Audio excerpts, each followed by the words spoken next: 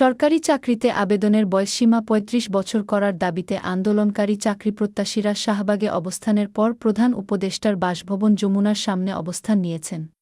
সোমবার দুপুর সোয়া ১টায় তারা সেখানে পৌঁছায়। এরপর আন্দোলনকারীদের ছত্রভঙ্গ করতে তাদের উপর টিয়ারশেল নিক্ষেপ করেছে পুলিশ। এর আগে সকাল ১১টা থেকে রাজধানীর শাহবাগের জাতীয় জাদুঘরের সামনে সাধারণ শিক্ষার্থীবৃন্দের ব্যানারে অবস্থান নেন চাকরিপ্রত্যাশীরা। এ বিষয়ে ডিএমপির অতিরিক্ত police commissioner, crime and operations মো.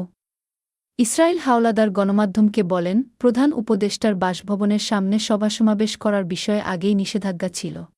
কিন্তু আন্দোলনকারীরা পুলিশের নিষেধ অমান্য করে প্রধান উপদেষ্টার বাসার সামনে যায়।